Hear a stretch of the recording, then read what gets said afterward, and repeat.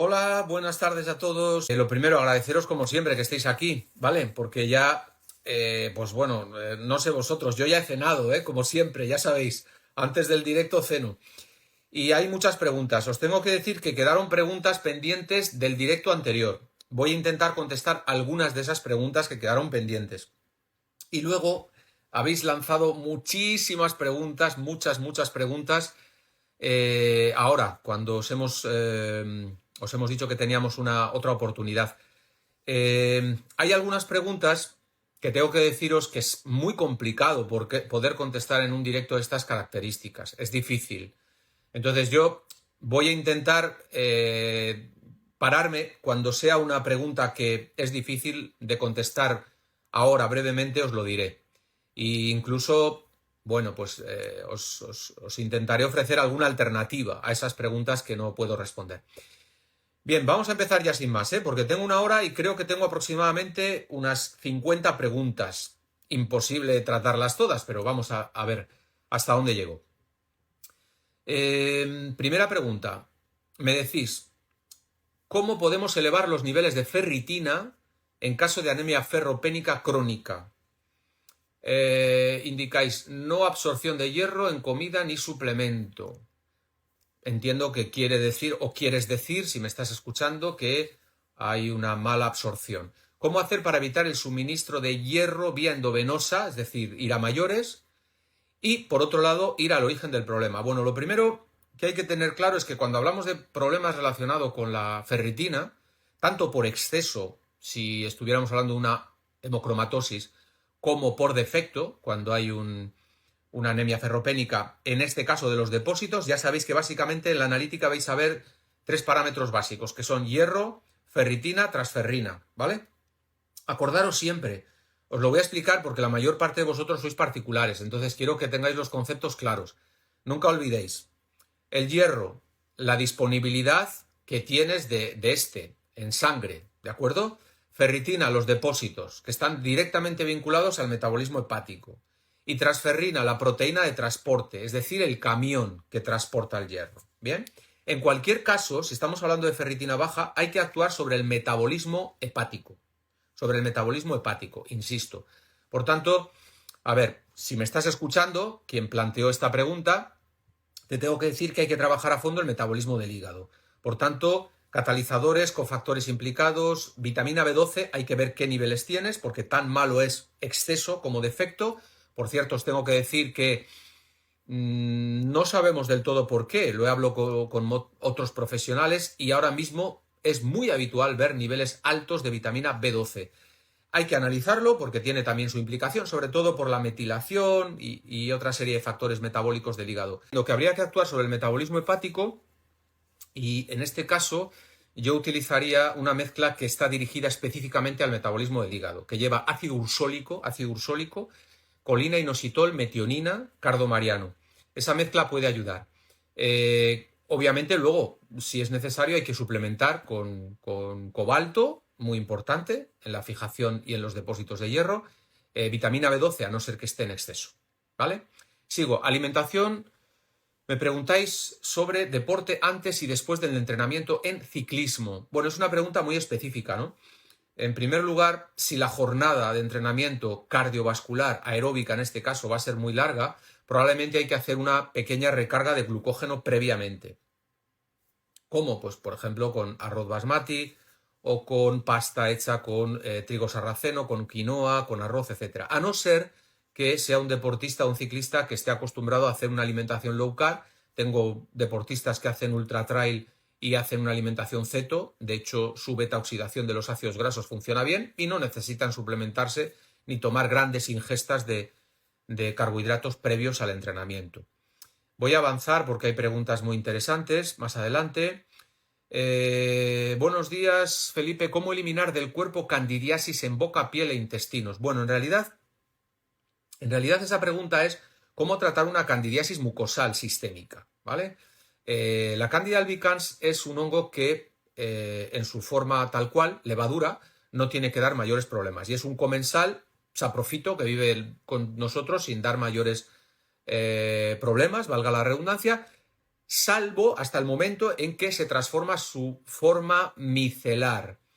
Micelar porque tiene unos micelos que se engancha de la mucosa e incluso puede empezar a inyectar micotoxinas, ¿vale?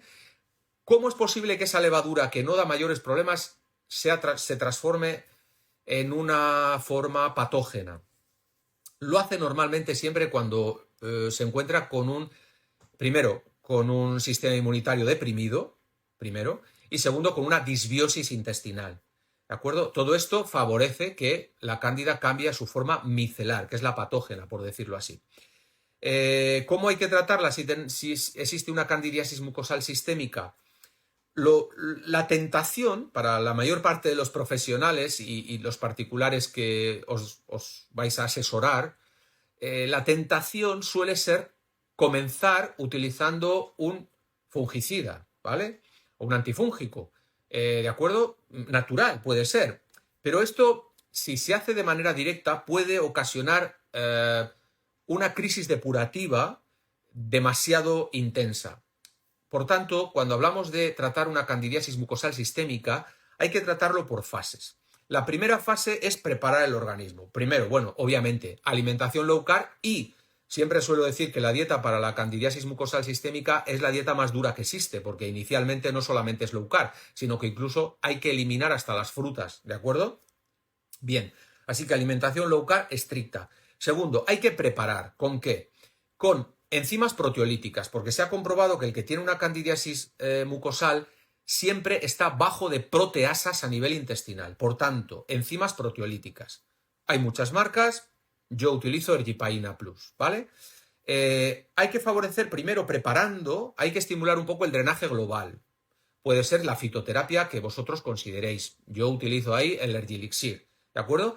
Y, en tercer lugar, hay que favorecer la biotransformación hepática, la conjugación del hígado, ¿de acuerdo? Todo esto hay que prepararlo previamente, antes de entrar con el antifúngico, ¿bien? Lo podemos hacer 21 o 30 días. Y después de esto es cuando ya, ahora sí es posible utilizar un producto específico. Bueno, hay muchos que tienen una acción anticándidas, como puede ser el orégano, el aceite esencial de orégano, como puede ser el ácido caprílico, extracto de semilla de pomelo, extracto de tomillo de romero, en fin, hay muchos activos, ¿de acuerdo?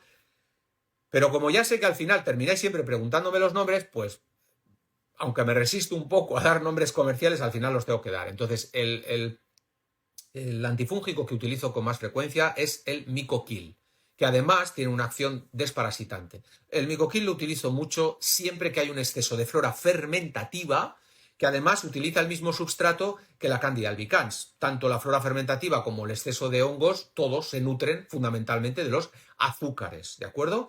Lo que hace el Micoquil es bajar el exceso de flora fermentativa. Es muy útil, por poner un ejemplo, cuando existe abombamiento abdominal, hinchazón, en fin, clásicos dolores abdominales por exceso de gases que no se expulsan y que muchas veces es un exceso de gas metano. Es verdad que lo que nos hace salir de dudas básicamente es hacer un estudio detallado del ecosistema intestinal. Un coprocultivo avanzado, no el que se hace en medicina convencional que se queda muy cortito, sino uno avanzado. Y ahí es donde vamos a observar todo esto que estoy diciendo, ¿de acuerdo? No me extiendo más en el tema y pasamos a la siguiente pregunta. Haciendo alimentación low carb, ¿cuándo saber que se ha curado el intestino permeable? Bueno, esto en realidad es más sencillo de lo que parece. Lo único que hay que hacer es un análisis en heces de zonulina y antitripsina. Con esas dos variables, no os olvidéis que el doctor Fasano, extraordinario médico especialista en digestivo, fue el descubridor, él y su grupo de investigación, los que descubrieron la zonulina, como el principio que nos ayuda a saber si hay un exceso de permeabilidad intestinal. La antitripsina también, menor medida, pero también. Así que esos dos parámetros en heces y ya sabemos si hay hiperpermeabilidad intestinal. Bien, ahora llego a una de esas preguntas precisamente de las que decía no es el mejor momento para contestar, ¿no? Me decís, alimentación para hepatitis autoinmune, me decís, porque estamos olvidados. Pues probablemente tienes toda la razón quien ha planteado esta pregunta. Tienes toda la razón porque muchas veces las enfermedades autoinmunes Algunas de ellas son muy olvidadas, porque todo el mundo habla de la artritis reumatoide, de la lupus eritematoso sistémico, de la espondilitis, de la esclerosis múltiple y la hepatitis autoinmune, pues se habla mucho menos. Por cierto, ya os adelanto que mi próximo libro sí gira casi enteramente sobre las enfermedades autoinmunes. En realidad, alimentación, me preguntáis, alimentación para esto, para esto, para esto, para esto, para muchas patologías me preguntáis. Pero lo cierto es que la estructura central de la alimentación saludable es la misma en todos los casos. Luego vienen los matices, que de hecho luego os voy a mencionar unos cuantos matices. Pero en general la estructura es la que yo recomiendo desde hace tiempo, ¿no? Que es low carb, como ya sabéis, y en concreto la alimentación AECO. Luego me paro un poquito más cuando hable de autoinmunidad y os voy a hablar de algunas sustancias antifisiológicas que se encuentran en ciertos alimentos y que hay que evitar, ¿vale? Ahí me pararé un poco más. Sigo. Pregunta, ¿se pueden suprimir los andrógenos con alimentación y suplementación? Me lo estáis preguntando a alguien que tiene diagnosticada, que tiene diagnosticada una alopecia androgenética o androgénica, si queréis, ¿vale? Bueno, ¿se puede hacer algo? Sí, claro. En realidad, aunque sea mujer, si estamos hablando de un exceso de una hormona esteroidea, ¿vale? O sea, lo mismo que existe la testosterona, los estrógenos, la progesterona, son hormonas esteroideas. En este caso hay mucha de los andrógenos, de las hormonas andrógenas, y eso está haciendo que pierda el cabello. ¿Qué hay que hacer? Bueno, lo primero que hay que hacer es actuar sobre la alfa-5 reductasa. Lo mismo que si se tratara de un hombre que queremos mejorar, evitar la caída del cabello, hay que actuar sobre la alfa-5 reductasa. ¿De acuerdo? ¿Cómo se hace eso? Bueno, en el ámbito farmacológico hay un fármaco muy, muy conocido que se utiliza tanto curiosamente, para la prostatitis como para la alopecia. Y la razón es obvia, porque actúa sobre la alfa-5 reductasa. Pero hay alguna sustancia natural que se haya comprobado que también actúa sobre la alfa-5 reductasa, la inhibe y de esa manera frena la caída del cabello cuando es de origen androgénico. Sí. Y esa sustancia es el saupalmeto, ¿vale? Y en segundo término, el Pythium africanum, ¿vale? Saupalmeto y Pythium africanum. Son los dos que se ha demostrado, los estudios indican, que inhibe la alfa-5 reductasa. Bien. Primer paso es ese. Segundo paso, hay que impedir una acumulación excesiva de hormonas esteroideas a nivel hepático. Por tanto, hay que activar la biotransformación, la conjugación hepática para que no se produzca esa acumulación. ¿Cómo se hace eso? Fundamentalmente con aminoazufrados. Aminoazufrados. Y eso significa detoxificación, ¿vale? Luego, si es caso, hablamos un poquito más de la detoxificación. Bueno, esta pregunta, la respuesta también es un poquito larga, pero bueno. ¿Me podría indicar la alimentación baja en oxalatos? Me imagino que es porque quien me ha hecho esa pregunta es porque tiene o alguien cerca con cálculos renales con oxalatos. Bien, bueno, la respuesta aquí sí que es muy clara y directa. Hay bastantes alimentos, pero yo os voy a decir los más representativos. De frutas, hay que evitar fresas, frambuesas, higos, plátanos. De vegetales, los tengo anotados a la izquierda, así que no penséis que es que tengo memoria de elefante. Espárragos, coliflor, espinacas, tomates, acelgas, nabos, remolacha y guisantes, ¿vale? Hay que evitar quesos fuertes, cacao, chocolate. Dentro de los frutos secos, un poco más cacahuetes y almendras. El alcohol hay que reducir también. Y poco más en cuanto a esto, ¿no? Es una pregunta con una respuesta muy concreta. Bien, ahora me voy a parar en algo que seguramente, porque ha habido bastantes preguntas sobre esto, creo que os va a interesar en general. Y es una cuestión que creo que os va a interesar a todos. Y es antinutrientes, sobre todo esos antinutrientes que van a tener un impacto global en la salud, primero, antinutrientes que van incluso a impedir la absorción de buenos nutrientes, y lo peor de todo, este grupo de antinutrientes son capaces de generar una respuesta autoinmune. No es el origen de la enfermedad autoinmune, ¿de acuerdo? No es el origen, pero van a actuar a modo de detonante cuando ya existe una predisposición, ¿de acuerdo? Bien, pues vamos allá. Y os los voy a dividir, os los he querido dividir, los que os habéis formado conmigo, que algunos os habéis formado conmigo ya, esto lo tenéis que conocer. Lo divido en 5 grupos, ¿de acuerdo? Que son los ATI, los ATI son los inhibidores de la amilasa y la tripsina, 2, VGA, que es la glutinina del germen de trigo, 3, el ácido fítico, 4, la solanina y 5, las saponinas, ¿vale? Ahí tenéis un grupo de 5 antinutrientes que lo único que van a generar son problemas de salud. La pregunta ahora que os interesa saber es ¿dónde se encuentran? ¿Vale? Yo os los voy a describir, pero vais a ver que la mayoría de ellos, y sobre todo los dos primeros, los ATI y la glutinina, se encuentran prácticamente en los mismos alimentos, ¿vale? Así que os los voy a definir. Los ATI. Los ATI, los inhibidores de la amilasa y la tripsina, en realidad le sirven al cereal para defenderse de los parásitos, ¿vale? Esa es una de las razones, no digo la única, pero una de las razones de muchas de esas denominadas intolerancias al gluten, intolerancia al gluten no celíaca, ¿de acuerdo? Los ATI, hay muchos estudios al respecto y los que os habéis formado ya habéis visto que os he dado bibliografía al respecto.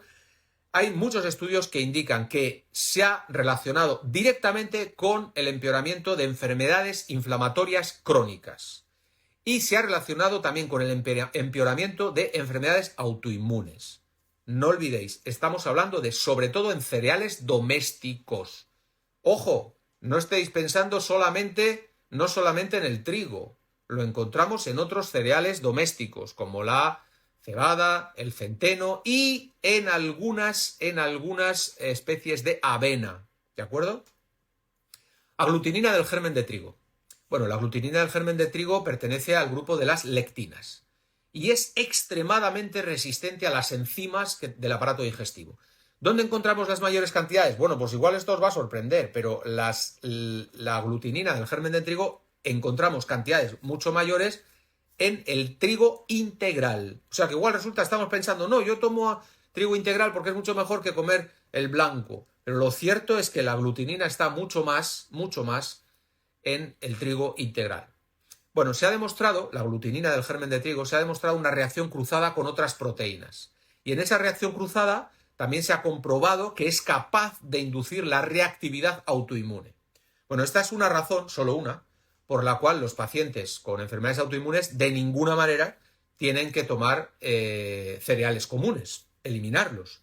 Y, por cierto, no solamente los que tienen gluten, sino también el maíz, porque tiene un tipo de proteína, de esto hice un post, ya lo veríais, tiene un tipo de proteína también muy inmunoreactiva. Seguimos con el ácido fítico. Ácido fítico. Bueno, lo podemos encontrar fundamentalmente, otra vez lo mismo, en los granos y en las legumbres.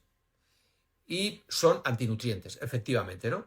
Puede, entre otras cosas, impedir la absorción del hierro, del zinc, de oligoelementos, etc. Y, por tanto, favorece la deficiencia en algunos nutrientes. La solanina. Bueno, la solanina, obviamente que está en las solanáceas, ya sabéis cuáles son, patata, berenjena, pimiento y tomate. En realidad, lo que hacen es contribuir a la inflamación.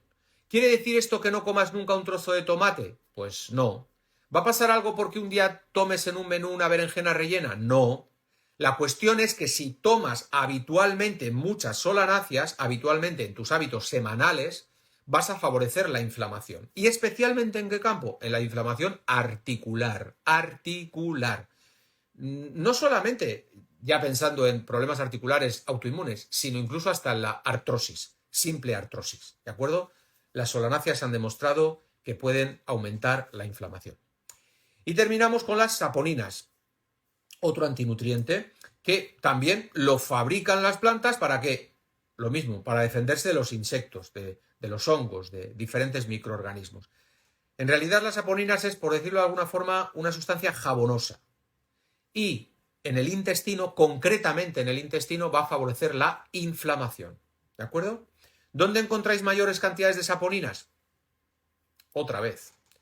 En la soja, en las habas, en las alubias y en las lentejas.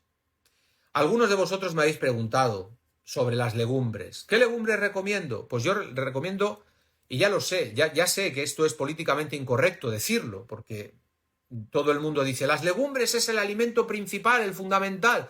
Con las legumbres se han criado nuestros padres, etcétera, etcétera. Bueno, sí, las milongas ya las hemos escuchado 1000 veces. La cuestión es que hay que atender un poco más a los datos científicos. Y las pirámides oficiales están caducas, sinceramente caducas. Comer mucha legumbre no es garantía de salud. Tampoco me voy a atrever a demonizarlas. ¿Me explico? Porque va a depender de muchos factores. Va a depender de la cantidad, va a depender del cocinado, No es lo mismo hacerlo bien que hacerlo mal. A los pacientes les recomiendo que los días que comen legumbre, que primero, remojo, segundo, lo cocinas y tercero, no te lo comes en el día que lo cocinas, sino que lo guardas en la nevera para comerlo el siguiente día. ¿De acuerdo? Es una manera. 2, cocinarlo siempre es suficiente. La legumbre es mejor pasarse de cocinado que quedarse corto. Si nos quedamos cortos, sustancias antifisiológicas doblemente. ¿Vale? Dentro de las legumbres, ya os gusta, a muchos me lo habéis dicho, que os encantan las legumbres, pero yo lo siento. Yo como legumbres una vez a la semana y me gustan, pero no más, no más. Generalmente lentejas. Y un día sí, un capricho. Vas fuera a un restaurante y aquí es muy clásico, unas alubias buenas de Tolosa. Pues te das ese capricho y ya está, no pasa nada. ¿De acuerdo? Pero no consideréis que la legumbre es un sustituto de la proteína animal, porque no lo es. ¿Cantidad de proteína que tiene? Sí. ¿Equiparable? Sí. Imaginaros, por ejemplo, la soja. Si la soja tiene, dependiendo de la especie de soja, puede tener desde un 28 hasta un 32, 35, apurando de proteína por 100 gramos. Es mucho, es muchísimo. Más que la carne, claro que sí. Pero un índice químico que no es igual o mayor a 100. Así que el equilibrio entre sus aminoácidos no es comparable. 1. 2. Para comer esas legumbres con esa proteína, si estás intentando sustituir la carne, lo que va a ocurrir es que te vas a tener que comer también una gran cantidad de almidón. ¿Vale? Y tercero, que es muy probable que te tomes algunas sustancias antifisiológicas como las que acabo de decir. Así que, legumbre, poca y bien cocinada. Esa es la clave. ¿De acuerdo? Vamos a seguir. Bueno, hay un grupito más, los bociógenos. Porque algunos me habéis preguntado, ¿alimentación en caso de hipotiroidismo? Pues hombre, si hay hipotiroidismo hay que evitar sobre todo las vegetales que sean bociógenas, ¿no? Entre ellas, pues las crucíferas, coliflor, coles de Bruselas, repollo, col rizada, etcétera, etcétera. Bueno, eso es obvio, ¿no? ¿Quiere decir que en toda una semana no vas a poder comer una vez brócoli o coliflor porque tengas hipotiroidismo? Hombre, no, por una vez no. El problema sería estar comiendo todos los días crucíferas, ¿de acuerdo? Bien. ¿Cómo saber, me preguntáis, si padeces de SIBO? ¿Y qué hacer? Bueno, ¿cómo saberlo? A ver, la prueba de toma de muestra del yeyuno no es bastante desagradable para hacerlo, ¿no? Es muy invasiva. Entonces, ¿qué es lo que se suele hacer? Medirla en aliento. Y esto supone la medición de hidrógeno y metano, como ya sabéis. No sé si es del todo fiable. A mí me resulta mucho más fiable hacer un estudio de disbiosis intestinal avanzado y voy a tener muchos más datos de valoración que simplemente el hidrógeno y el metano. Pero yo entiendo que mucha gente prefiere hacerse la prueba del aliento, que no es invasiva. ¿De acuerdo? Bien.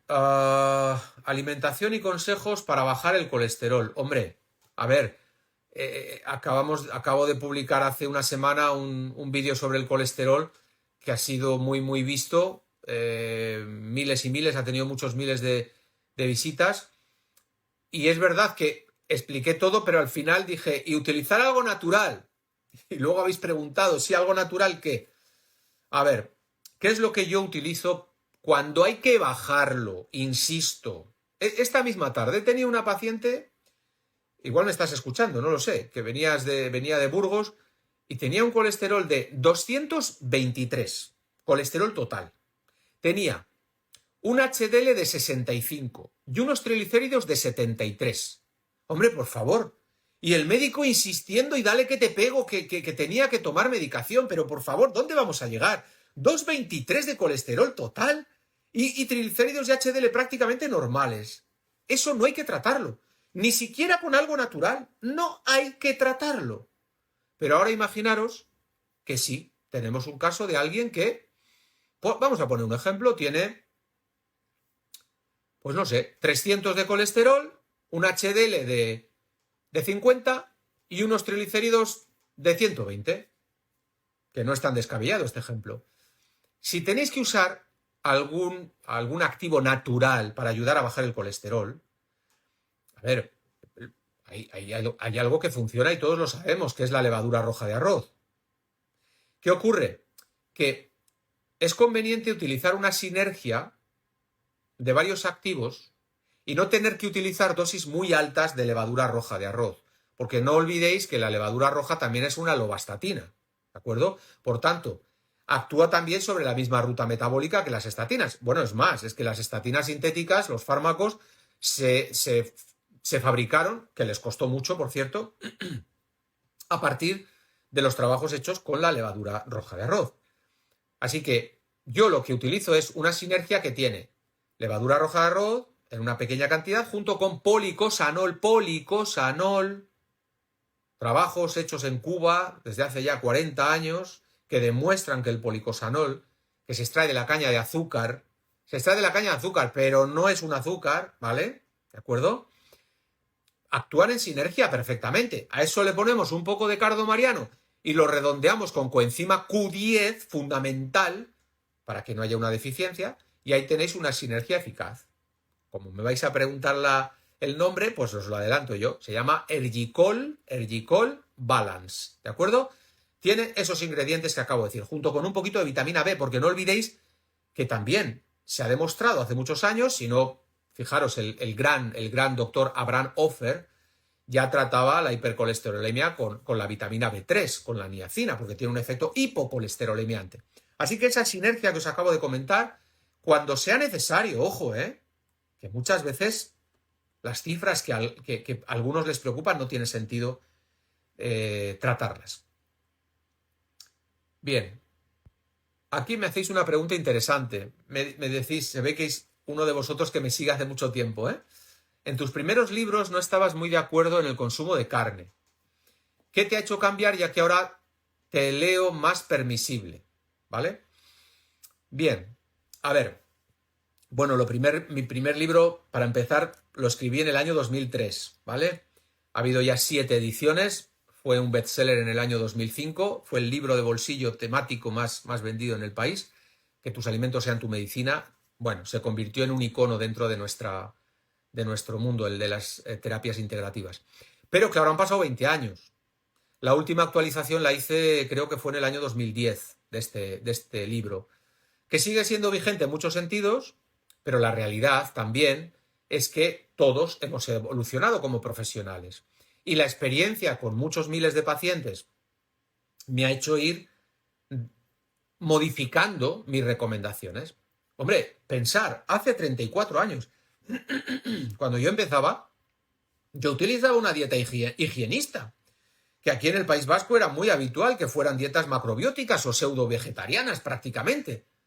Y sin embargo el tiempo fue pasando y me fui dando cuenta que eso implicaba inconvenientes, que había incluso muchas personas que cuando quitaban y cambiaban su alimentación vegetariana por una mixta o una omnívora normal, mejoraban claramente su salud. Con el tiempo, los estudios y mi propia experiencia me hicieron darme cuenta de que había que mirar a la antropología, había que echar mirada atrás, había que ver cómo se vivía detrás de esos 6.000 años, 7.000 años atrás.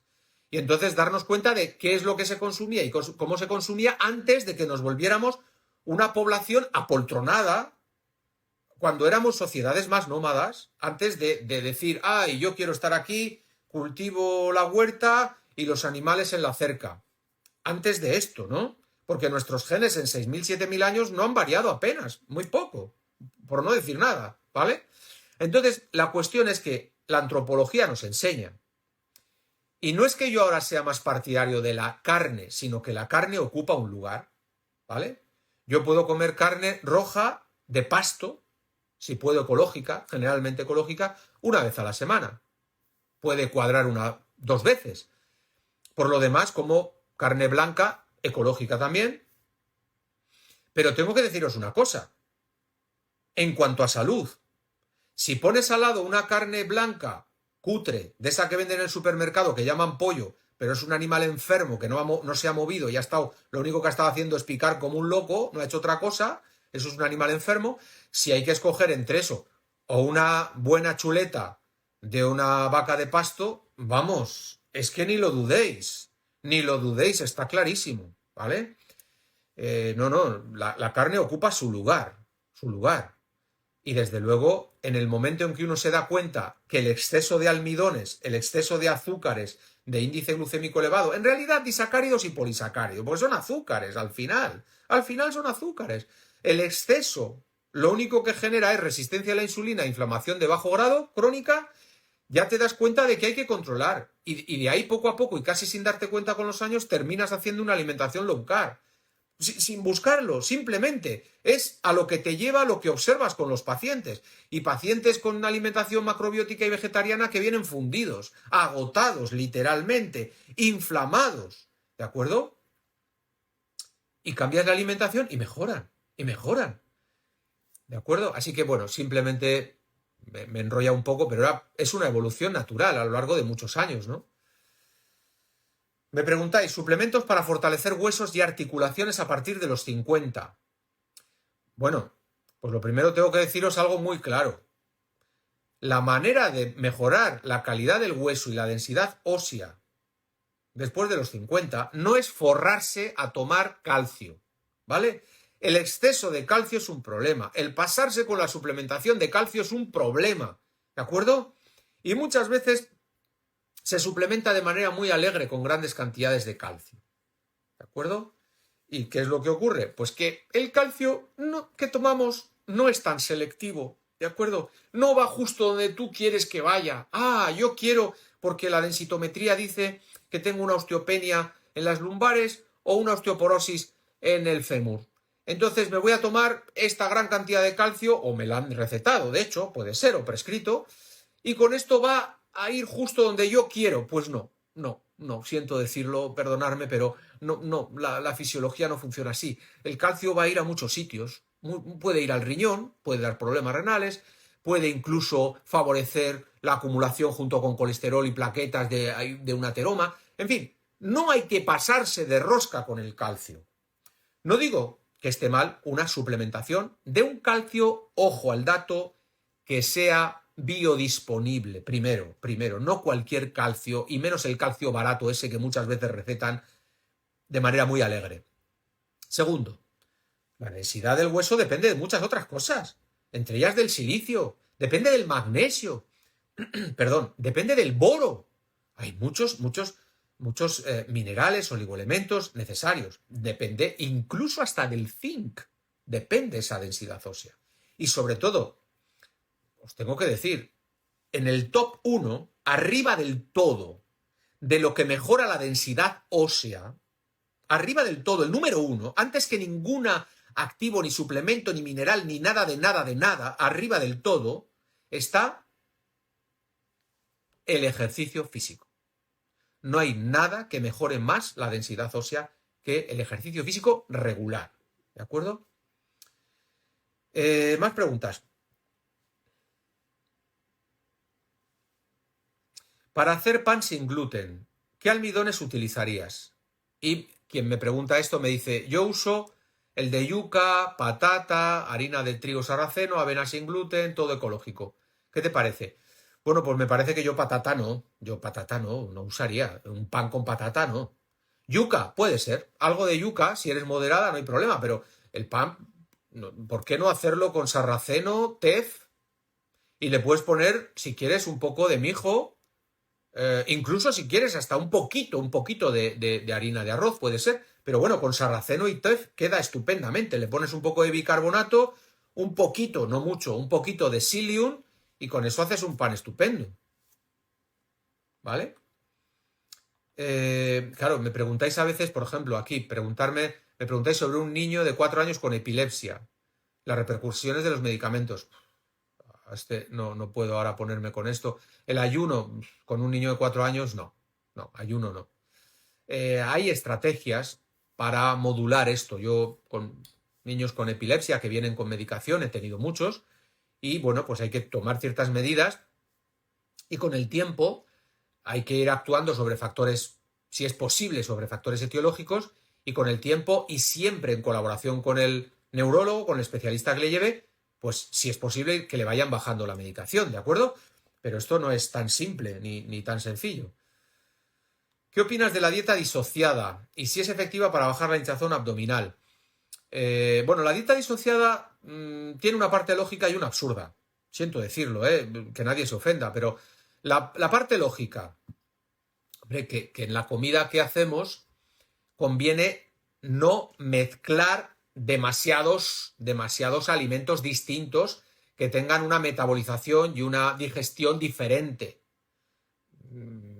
Por ejemplo, diferentes tipos de proteínas. No es muy interesante. Es mejor, si vas a comer una proteína, come una proteína, la que necesites, pero una. No mezcles muchas. ¿De acuerdo? Pero es que disociar, es que entonces habría que dividir algunos alimentos por la mitad. No es posible, ¿no? Porque, no sé, un fruto seco, como tiene varios principios inmediatos. Unas lentejas también. Incluso hasta, pues no sé, el trigo sarraceno o cualquier cereal salvaje. Así, disociar en el sentido de no hacer demasiada mezcla, correcto. Pero llevarlo al extremo, la dieta de Haidt, que ya la tuve que estudiar hace muchísimos años, de las primeras que tuve que estudiar, pues hombre, la naturaleza no le da la razón, siento decirlo. Es como si, no me habéis preguntado por las dietas de los grupos sanguíneos, pero ya os lo digo, ¿no? A ver, yo no creo en la dieta del cajón. No sé si me entendéis, la dieta del cajón. Claro, es que cojo aquí, pongo en la mesa A, AB, B y 0. Preparo la dieta por el grupo sanguíneo. Y ahora te pregunto el grupo y te doy la dieta. Seguro que me entendéis que esto no tiene mucha lógica en los que creemos en la individualización. Ahora estamos estructurando todas las dietas que yo tengo en las carpetas porque mi hija está haciendo sus primeras prácticas conmigo, todavía le queda mucho camino, y ya me está estructurando todas las dietas, ¿no? Y ahí está, ¿cuántas dietas? Le digo, bueno, no te agobies, ¿no? Porque la estructura básica es la misma de todas. Yo puedo tener unas entre 40 y 45 dietas aproximadamente. Que no me gusta la palabra dieta, perdonar, porque me gusta decir programa de alimentación saludable, ¿vale? Pero para que me entendáis. Y realmente la estructura básica es la misma, pero yo la individualizo. Es más, no solamente ya esas 40 más o menos que manejo, sino que ahora, cuando tengo al paciente delante y después de haber hecho la anamnesis, de hacer las pruebas analíticas, etcétera, etcétera, etcétera, etcétera, ahora cojo la que me parece más adecuada para ella, pero la voy a matizar. ¿De acuerdo? Así que imaginaros, ¿cómo voy a creer yo en el concepto de dieta por grupo sanguíneo? Ahora bien, el doctor Adamo, padre e hijo, que también me tocó estudiar hace muchos años, su teoría, la del padre ya falleció, sí que en algunas cosas tenía mucha razón. Por ejemplo, los grupos 0 necesitan más proteína que, por ejemplo, un grupo A o AB. Eso es cierto. Pero no quiere decir que toda su teoría sea, por lo menos yo, cada uno que piense lo que quiere, no, que quiera. Yo no creo en toda su teoría. El grupo 0 sí. ¿Y por qué? ¿Por qué he llegado a esa conclusión? Bueno, simplemente porque después de todos estos años yo apunto siempre el grupo sanguíneo. Me gusta apuntar el grupo sanguíneo para llevar una estadística personal y entonces observar. ¿Vale?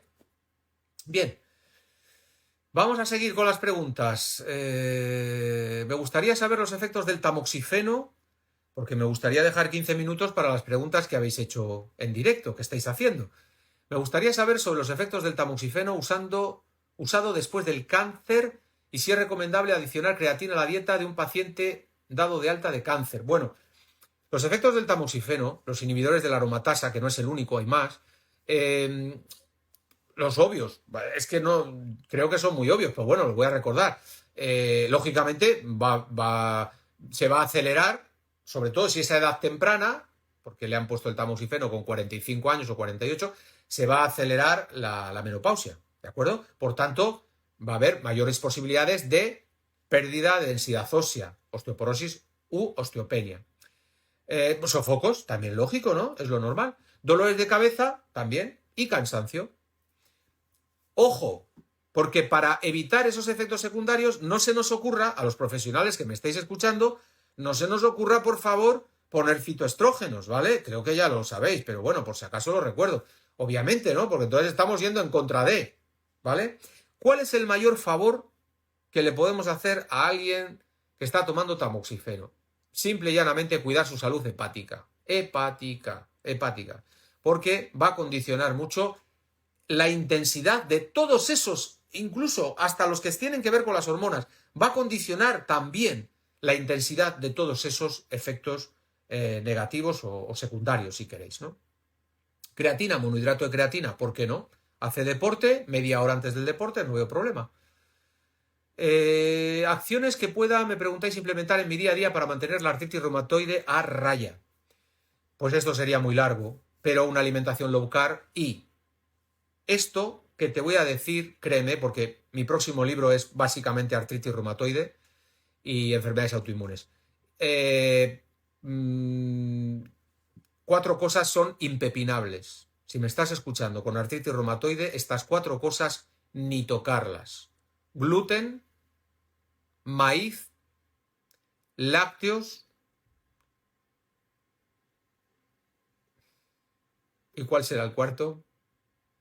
Gluten, maíz, lácteos y dulces, ¿vale? Esos 4 son los intocables. ¿Te puedes permitir alguna vez un poco de dulce de calidad? Puede ser. ¿Te puedes permitir alguna vez algún lácteo de cabra ecológico? Sí. Pero los 2 primeros, intocables. Gluten y maíz, intocables, porque son inmunoreactivos. Sería un poco largo.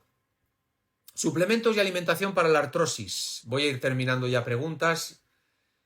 Hombre, para la artrosis hay que pensar en el tejido conectivo.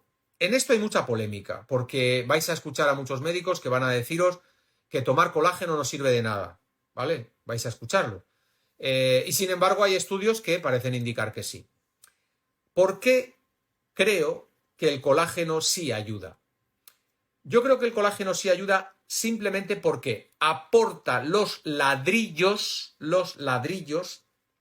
con los que se va a construir el tejido conectivo. Es decir, glicina, lisina, prolina, hidroxiprolina, ¿vale? Esto es lo que vamos a aportar. Entonces, yo creo que el colágeno sí puede ser de ayuda por esto. Ahora, también es verdad que a veces grandes dosis de glicina hay gente que le funciona incluso mejor que el colágeno. Son 2 opciones distintas. Detoxificación celular. Explicarla más. Esto necesita un directo solo para esto. Para hablar de estimulación emuntorial, detoxificación hepática, higiene intestinal, desparasitación, neutralizar radicales libres, regulación del pH. Si es que tenéis interés, me lo decís y haré un directo sobre esto exclusivamente. Y vamos a ver si voy terminando la primera parte. Sí, yo creo que lo vamos a dejar aquí ya. Hay algunas más. Los que hayáis tenido la paciencia de quedaros hasta ahora, pues sí que habéis hecho bastantes preguntas. Vale. Sí, me preguntasteis también sobre esto, sobre la colitis ulcerosa. La alimentación de la colitis ulcerosa es prácticamente la misma que he dicho para la artritis reumatoide. En todas las enfermedades autoinmunes hay que reducir, hay que eliminar completamente trigo, hay que eliminar el gluten, en realidad gluten, maíz, y hay que reducir al máximo los dulces, ¿de acuerdo? Y a partir de ahí hay que reducir también todos los almidones. No quiere decir que no se pueda comer ningún almidón, eso tampoco, ¿eh? Low carb, como he dicho tantas veces, no significa que no se puedan comer carbohidratos, simplemente comer menos de lo que se suele comer. ¿Desparasitación en niños de 3 años? Claro que se puede hacer. Hombre, en principio, el mebendazol de toda la vida, de la farmacia, funciona bien. Y efectos secundarios, francamente, tiene muy pocos. También existe un producto que se llama Ergipar, que se puede utilizar, pero con los niños más pequeños tiene que ser bajo prescripción, es decir, tiene que ser que un profesional cualificado haga la valoración personal, ¿de acuerdo? Pero también se podría. Sobre la desparasitación, tanto en niños como en adultos, no olvidéis, por favor, no sé si me lo habéis escuchado alguna vez, pero que un factor clave es el momento en que se hace la desparasitación. Bien sea con el mebendazol o sea con Ergipar, Micoquil, con lo que sea, pero hay que hacerlo en la fase correcta, que es la fase de la luna llena. Día de la luna llena, día antes de la luna llena, día de la luna llena, día después de la luna llena. Es como yo lo suelo recomendar normalmente. ¿De acuerdo? Porque ya sabéis que el Ascaris lumbricoides, sobre todo, vive en reservorios. Esto es así. Y si le das el tratamiento en un momento en el cual no se está moviendo para nada, pues puede ser que no sirva de nada. Entonces, se sabe, es un hecho, que el Ascaris lumbricoides tiende a moverse mucho más en luna llena y en luna nueva también menos, sobre todo en luna llena. Y esa es la razón que todo el mundo sabe de que en luna llena los niños que tienen parásitos se rascan más el culete, se rascan más la nariz, están más nerviosos, duermen peor, simplemente porque el Ascaris se está moviendo. Así que es entonces cuando, permitirme el término, cuando hay que atizarle al Ascaris lumbricoides, no cuando está en su reservorio y no se mueve y le va a hacer poco efecto. ¿Vale?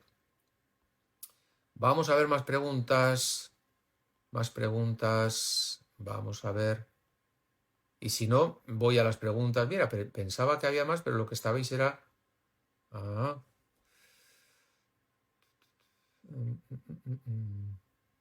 Hombre, me preguntas por tu nieto de 6 años que le falta hierro, pero tiene la B12 alta. Pues hombre, evidentemente lo que no puedes recomendar, no debe de tomar, son suplementos que tengan hierro y B12, que son la mayoría. Entonces tienes que buscar un hierro elemental y solamente esto, el hierro. Pan de trigo sarraceno, 2 rebanadas diarias. Sí, claro. Sí. ¿Por qué no? Si es de calidad.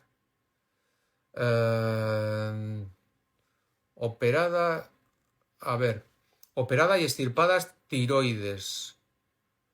Desde entonces, fuerte depresión y ansiedad. Hombre, es que a ver, es una de las causas cuando tienes un paciente con depresión y se hace el diagnóstico diferencial para ver de dónde viene la depresión. Hay 2 cosas de primera línea que hay que valorar, que es tiroides y suprarrenales. Porque alteración en cualquiera de las 2 genera depresión. O sea que en este caso, claro, obviamente, ¿no? Que tenga depresión después de que le han extirpado la tiroides. ¿De acuerdo? ¿Qué puede hacer? Es que es muy difícil darte una recomendación. Así, a priori te diría que para mejorar la depresión, lo normal es que el Vectiseren, que es para la depresión serotoninérgica, le vaya bien. Sería lo normal. Y para la ansiedad, lo normal sería, para modular el ácido gamma-aminobutírico, el GABA, que probara el Ergicen, ¿vale? Pero mi recomendación es que consulte con un profesional de la salud cualificado, que controle las terapias integrativas y la NCA. ¿Cómo bajar los triglicéridos? Me preguntáis. Esto es bastante fácil. Los triglicéridos se bajan de manera sencilla con 2 cosas. Comiendo bien y haciendo ejercicio. Alimentación low carb y ejercicio. Así es como se bajan los triglicéridos. No tiene más misterio, ¿eh? Pero hay que querer hacerlo. A ver, más preguntas. Vamos a ver. Para entrenamientos de resistencia, ¿qué porcentaje de grasa, hidrato y proteínas debemos consumir? A ver, es que mi recomendación al respecto no va a ser la oficial, ¿de acuerdo? ¿Por qué? Pues porque ya sabéis lo que opino sobre la alimentación. Creo que la población en general come demasiado carbohidrato, y no me refiero a los carbohidratos no almidonados, los vegetales, que esto sin problema, sino a los carbohidratos almidonados. Y en general en el mundo del deporte de resistencia se come muchísimo hidrato de carbono, muchísimo. ¿Cuánto? 50, 60, 50 o 60%, máximo, máximo, máximo. 20% mínimo, mínimo de proteína, si no más. Y el resto grasa saludable. Más cosas, vamos a ver qué más preguntas tenéis. Podéis seguir preguntando, todavía nos quedan 7 minutos. Vamos a ver. Para cocinar, ¿qué grasa es mejor utilizar? Pues esa pregunta parece que debiera de tener una respuesta sencilla. Pero va a depender de qué autores o expertos en alimentación leáis. Porque algunos de los que vais a leer vais a ver que os van a decir que siempre el aceite de oliva es lo mejor. Es una grasa monosaturada. Y vais a tener algunos profesionales que os van a decir que es mejor utilizar grasas saturadas de calidad, como puede ser el aceite de coco o una mantequilla de calidad. ¿Vale? Cada uno tiene sus argumentos. Los partidarios de usar grasa saturada para cocinar son muy antropológicamente paleo y consideran que hay que reducir a cero o al mínimo cualquier tipo de grasa que no sea saturada, ¿vale? Yo creo que el aceite de oliva virgen en crudo, y realmente creo que freír hay que freír poco. Yo he utilizado las dos cosas en estos años. He utilizado tanto el coco como el aceite de oliva. Personalmente creo que el aceite de oliva, si se cocina correctamente, no supone un problema. El gran error, y ojo que esto lo habíamos superado y está volviendo la sociedad otra vez a esto, y es por el problema económico, porque aunque nos lo quieran ocultar, estamos en crisis económica, es la pura verdad, aunque lo quieran tapar, pero esa es la realidad. Y los precios de los alimentos lo demuestran. ¿Qué está ocurriendo? Que se había desterrado el freír y el usar aceites de semillas, sobre todo de girasol. Bueno, pues ahora hay un resurgir. ¿Por qué? Porque el aceite de oliva se ha puesto por la luna, por las nubes. Y eso sí es un problema. Porque cocinar con aceite de girasol sí es un problema. Se va a peroxidar. Favorece la producción de radicales libres. Entre otras cosas, aparte de que si es aceite de girasol común, lleva pequeñas partes de los disolventes utilizados en la extracción del aceite. Y otras cosas. Aparte que es un aceite muerto. Hay que utilizar aceites vivos, vírgenes. ¿De acuerdo? Problema, la economía. Vamos a ver. Me estáis preguntando, pero claro, es que no, esto es muy complejo. Me estáis preguntando, me gustaría saber qué hacer para subir el filtrado glomerular. Pero es que el filtrado glomerular, si lo tienes bajo, ya sabes lo que hay. Si me estás escuchando. Si no tienes una insuficiencia renal es que te estás metiendo en ella. Entonces hay que tratar el tema a fondo y esto requiere, créeme, un trabajo, una anamnesis, una consulta, te recomiendo que vayas a un profesional de medicina integrativa. Es lo mejor que puedes hacer, ¿no? Independientemente de que estés con tu nefrólogo que te lleve y que seguro que lo hará muy bien, pero que compagines. La polimialgia reumatoide, una gran desconocida. Una gran desconocida, efectivamente. Hay que tratarla como una artritis reumatoide. Así que mi consejo es que estés atenta o atento, porque dentro de 2-3 meses voy a estrenar una web específicamente destinada a la artritis reumatoide y a las enfermedades autoinmunes. Y ahí voy a hablar mucho de todas las estrategias que conozco y que funcionan. Aparte de mi libro, que no sé si saldrá dentro de 7-8 meses, no lo sé, que también hablará de esto. Con reflujo y esófago irritado, ¿qué se puede tomar natural en lugar de omeprazol? Omeprazol. Pues no creas que hay demasiado. No creas que hay mucho. Hay que regularlo. Hay que ver cómo está la actividad enzimática a nivel de estómago, si hacen falta proteasas, si hace falta tripsina, pepsina, si hace falta betaína, que muchas veces los reflujos no son por ácido clorhídrico, que siempre se piensa que lo es y no, muchas veces no es por por un exceso de ácido clorhídrico, a veces es por una deficiencia en ácido clorhídrico y una subida de bilis que genera esa acidez o acidosis o reflujo, ¿vale? O sea que no es tan fácil, hay que analizarlo. Pero si me dices, oye, ¿hay algún remedio que pueda ser de utilidad? El aloe vera de calidad, siempre ayuda, sin duda. La arcilla blanca de uso oral es de las cosas que mejor funcionan con el reflujo. Pero en cualquier caso, mi consejo, si es que estás tomando un IBP, un inhibidor de la bomba de protones, es que no te precipites en quitar y poner, que no es tan simple si has acostumbrado a tu organismo al omeprazol durante tiempo. Estas cosas hay que hacerlas con supervisión. Mi recomendación, lo de siempre, a un profesional de la salud.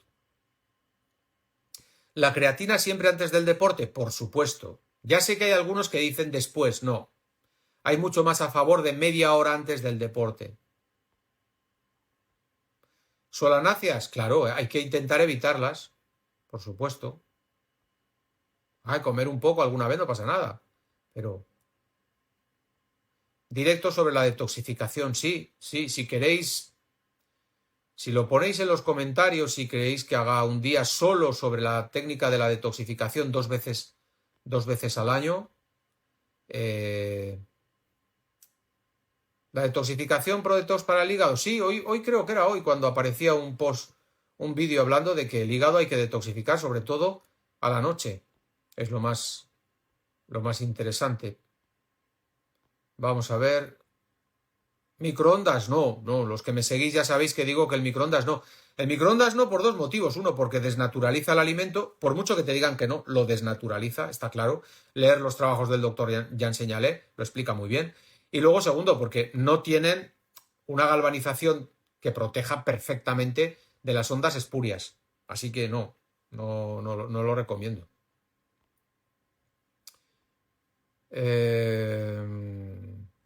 ¿Cuándo se considera que un Hashimoto está superado? ¿Con anticuerpos negativos y TSH en rango o mejor cifras de 2 que sea 3? Bueno, la última parte no te entiendo bien, pero ¿cuándo se considera un Hashimoto superado? Hombre, evidentemente cuando ya lleva más de 6 meses con anticuerpos antitiroideos negativos y su TSH, T3, T4 están normalizadas. No es lo habitual.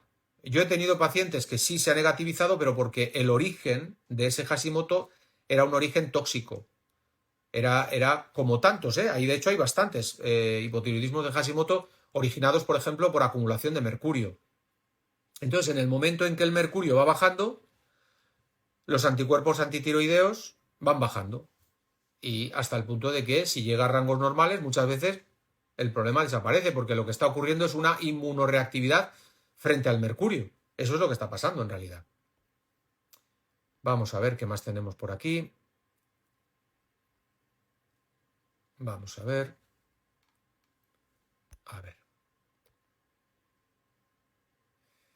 Claro, me hacéis preguntas lo mismo, ¿no? Alimentación en síndrome de ovario poliquístico de origen adrenal. A ver, el ovario poliquístico es un síndrome que está muy asociado a una tipología de mujer, de paciente, ¿vale? Y hay que trabajar sobre esa tipología. Hay que regular esa tipología, que es una tipología normalmente de hipometabólica, hipoendocrina. No me atrevo a decir hipotiroidea, pero quizás sí hipotiroidea funcional, con tendencia al hirsutismo, con tendencia un poco al sobrepeso. Siempre hay excepciones, pero lo que estoy diciendo es lo habitual. Entonces, en estos casos, alimentación low carb sí o sí, sin duda. Y, bueno, pues hay que tratar con activos naturales ese ovario poliquístico, ¿no? Drenaje intersticial con proteasas, reguladores del exceso de actividad o de la deficiencia de actividad. Hay unas cuantas cosas interesantes. Que, por cierto, hay 2 estudios hechos, 2 ensayos clínicos hechos con la hierbabuena en ovarios poliquísticos. La simple infusión de hierbabuena, una infusión antes de las 3 comidas. Hay 2 ensayos clínicos hechos, que yo ya los cité en una obra hace 5 años. ¿De acuerdo? Muy interesantes. Fijaros, ¿no? Que demostraban que ayudaba a los pacientes. Vamos a ver. ¿Chirriar los dientes del niño? Pues eso, ya sabes lo que hay. Hombre, y sobre todo si es en luna llena. Es que está plagado de ascaris lumbricoides. Es lo que hay. Hay que tratarlo. ¿Y el pediatra no le da importancia? Pues porque no es su hijo. Que si fuera su hijo seguramente le preocuparía. Más preguntas.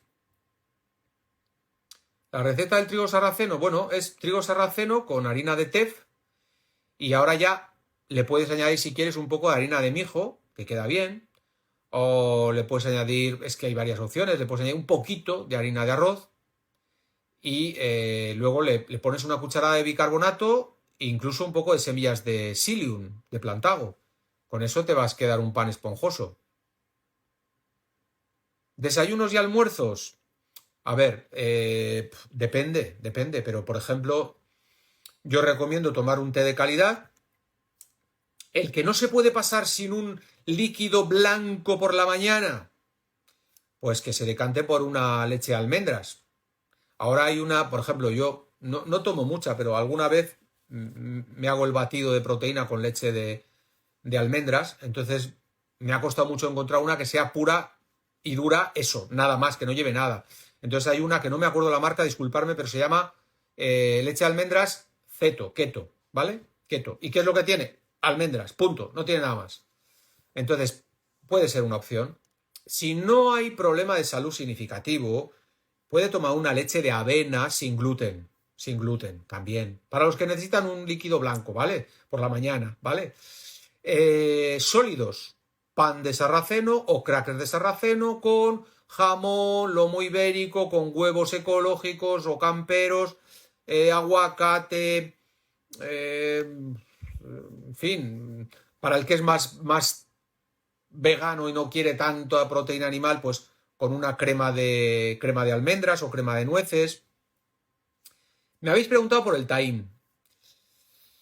El Taín tiene luces y sombras. Yo no lo recomiendo mucho. ¿Por qué? Porque yo limito mucho los ácidos grasos poliinsaturados, 1, y 2, porque el Taín, si hay algo de disbiosis fermentativa o disbiosis fúngica, la puede activar, ¿de acuerdo?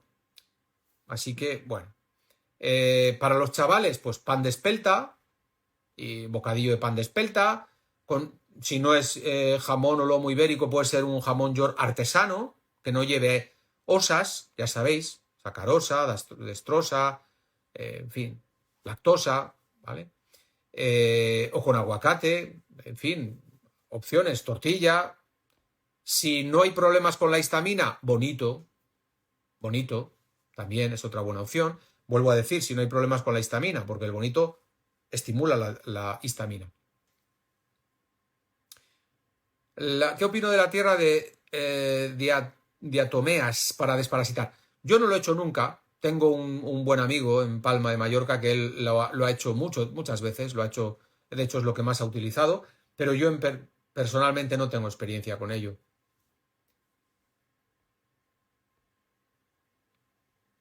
Bueno, hoy os estoy dando unos minutitos más para poder contestar vuestras preguntas en directo. ¿Qué se puede comer durante la noche si estás trabajando? Si estás trabajando, ¿qué se puede comer durante la noche si estás trabajando? Ya sé que lo ideal es nada.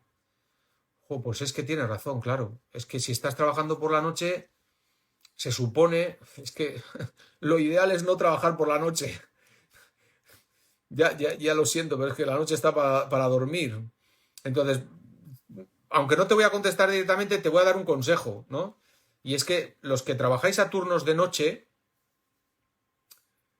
mi consejo es cuidar muy bien el hígado, muy bien el hígado. O sea, siempre, antes de iros a trabajar a las 10 o a las 11, no sé, a la hora que os vayáis, siempre desmodium, supramineral desmodium, siempre. Y luego, cuando ya vais a dormir, si vais a la mañana, porque no hay otra, ahí es conveniente melatonina, ¿de acuerdo? Cerrar persianas, bajar persianas y melatonina. Igual estás pensando, no, pero si yo me quedo dormido, sí, pero es cuestión de regular los biorritmos y cuando estás trabajando toda la noche, por la mañana, aunque duermas, creo que es conveniente que a tu glándula pineal le tenga un poco de apoyo, de ayuda en ese sentido, ¿vale? Bueno, kéfir y lácteos fermentados a diario.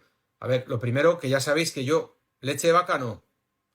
Y yogur y kéfir de cabra sí. Ya he explicado, tenéis un vídeo que además también fue muy visto, donde hablaba de la caseína tipo A1 y tipo A2. La humana es A2, la de cabra es A2, la de vaca es A1. Y esa es la razón de muchas intolerancias, ¿no? No es solo un tema de lactosa. Nos han convencido de que la leche de vaca, cuando da problemas es por la lactosa. Pues tómate leche sin lactosa. Pues no. La leche de vaca tiene otras cosas que no son ideales para nosotros. ¿Beneficios del agua de mar? Por supuesto, claro. Sí, sí. ¿Cómo tomarla? Pues, a ver, yo todos los fitominerales que utilizo, todos tienen suero marino. Todos, todos. Es la base de los fitominerales que yo utilizo. O sea que fíjate si creo en el suero marino. Lo uso desde hace 25 años. Zeolita para eliminar metales pesados. Sí, 2 veces al año yo lo hago. 2 veces al año mezclo la fibra mucilaginosa por la mañana junto con zeolita. Sí, a modo de detoxificación. Bueno, pues sí, al final os habéis animado. Suplementos para la artritis reumatoide. A ver, para tratar la artritis reumatoide, que la conozco muy bien,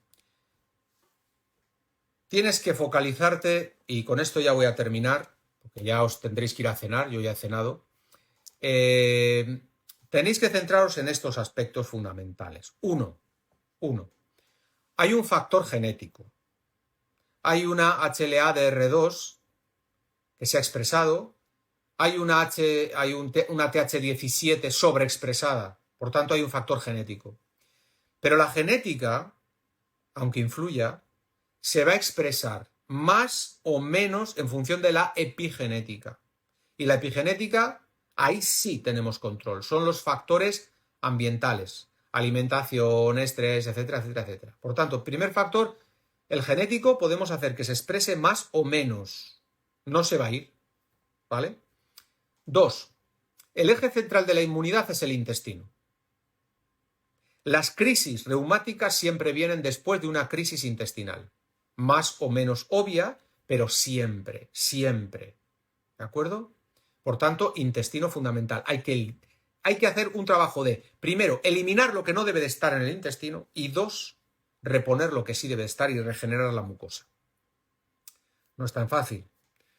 Tercer aspecto, hay que inmunomodular. Inmunomodular. ¿Con qué? Pues ahí hay cosas muy básicas como la vitamina D, como es la Boswellia serrata, el Yamabusitake, el Cordyceps, el Agaricus blazei.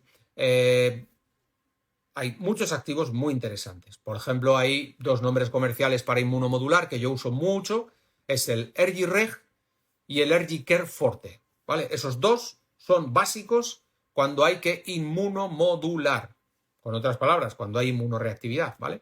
Pero eso no sirve si no hacemos la parte del intestino, ¿vale? Hay que tratar el intestino, hay que conseguir que el intestino funcione correctamente. ¿De acuerdo? Y tercer factor, muy, muy, muy importante, el estrés. El estrés. El estrés es un disparador. ¿Por qué? Porque el estrés genera interferón gamma. El interferón gamma llega al intestino y genera hiperpermeabilidad intestinal. Si el intestino tiene péptidos derivados de la descomposición de ciertas bacterias, esos péptidos van a pasar por un intestino muy poroso y van a trasladarse hasta lo que se llama las células diana, que en el caso de la artritis reumatoide son los sinoviocitos. De ahí las inflamaciones sinoviales, ¿de acuerdo? En la artritis reumatoide. Porque esos péptidos han pasado al intestino. Pero es que encima el estrés es también culpable de una segunda cuestión, y es de que se sobreexprese más el interferón gamma. ¿De acuerdo? Así que si estamos diciendo lo que va a hacer el estrés es actuar sobre el interferón gamma, sobre la hiperpermeabilidad, e incluso hace que se exprese más la HLA de clase DR2. O sea que el estrés es un gran problema, es un detonante. Ese es un poco el resumen. Esto es mucho más amplio, ¿no? Mucho más amplio. De hecho, este año estoy dando conferencias en todo el país sobre enfermedades autoinmunes. Estaré en Madrid, Barcelona, Málaga, Valencia, Bilbao, Donosti y Santiago. ¿Vale? En todos esos lugares. Hablando de enfermedades autoinmunes. Bien, pues ya voy a acabar y ya veo que al final os animasteis. Anticuerpos, vale. Bueno, pues yo creo que ya lo vamos a tener que dejar aquí para que os podáis ir a cenar. Bien, tendremos que seguir en otra ocasión con otro directo. Espero que he tenido que ir un poco rápido, disculparme, no he podido contestar todas las preguntas, me han quedado muchas, pero nada, os transmito, en fin, la gratitud por estar aquí y nada, espero que las respuestas os hayan sido de utilidad. Si alguno se ha quedado sin contestar, pues para la próxima. ¿De acuerdo? Os mando un abrazo a todos y nos seguimos viendo. Aunque sea a trocitos, nos seguiremos viendo. Chao.